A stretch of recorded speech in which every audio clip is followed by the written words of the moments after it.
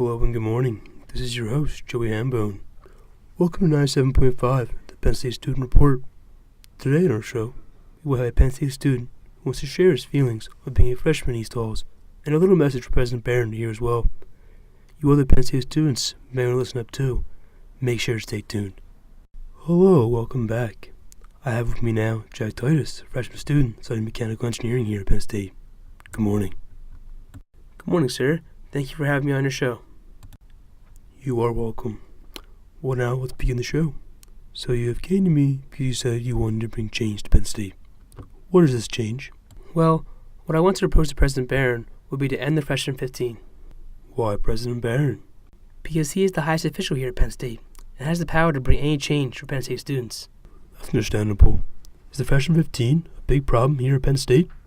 Yes, it is. The food served at the East Dining Commons can result in a weight gain among all freshmen.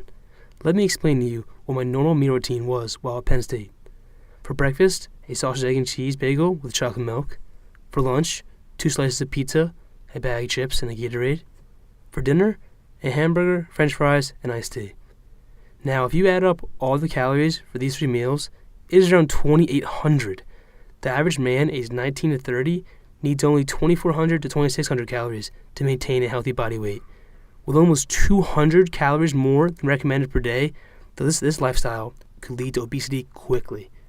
Are you saying Penn State food is not healthy? What would you define as healthy foods then? Well, the definition of a healthy food is any natural food popularly believed to promote or sustain good health as by containing vital nutrients, being grown without the use of pesticides, or having a low sodium or fat content. A healthy diet also consists of a surplus of fruits and vegetables. In an article I found by David Maskey called Diet and Health, he talks about the groups of foods that people should avoid.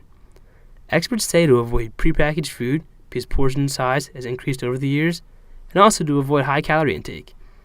Just by looking around at the foods here at Penn State, you can see the huge lack of healthy foods.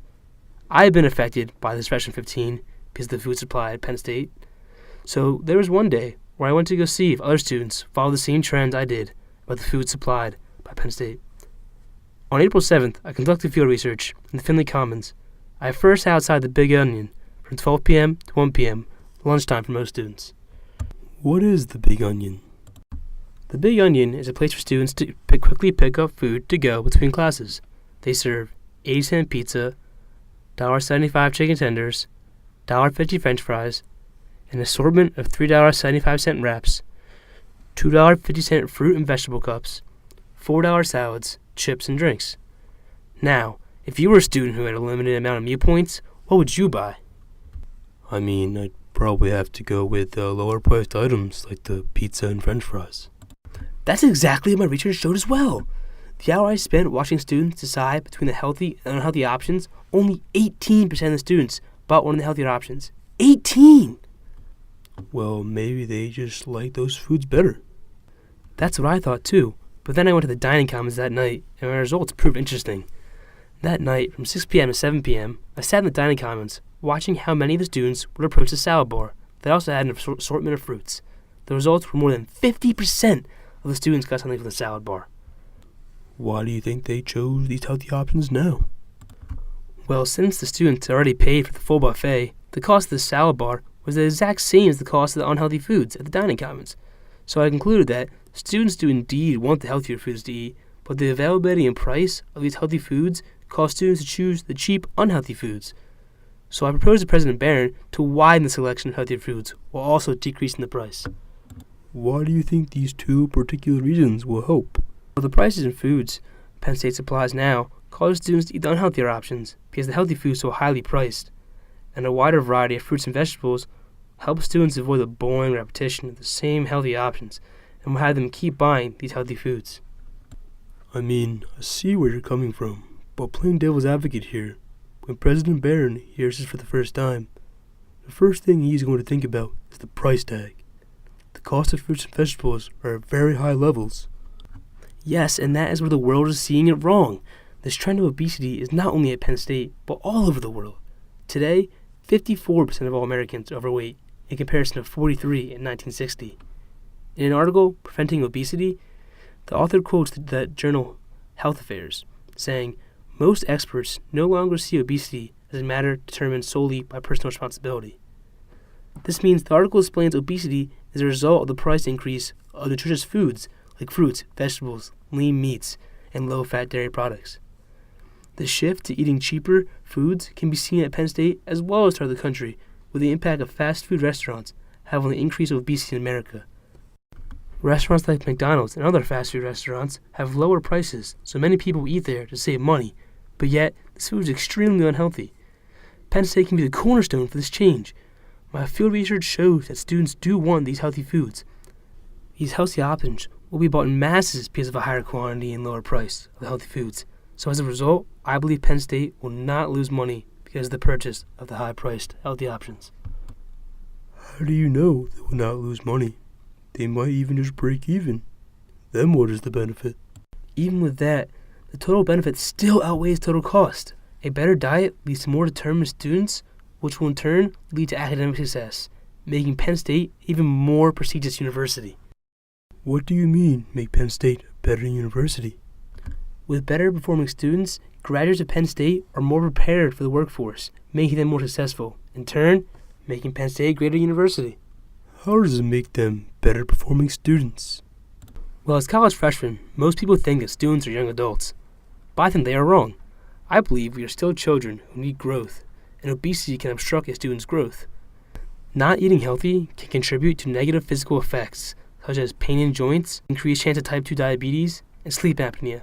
The latter can especially hinder a student at Penn State because sleep and a good diet are keys to success in school.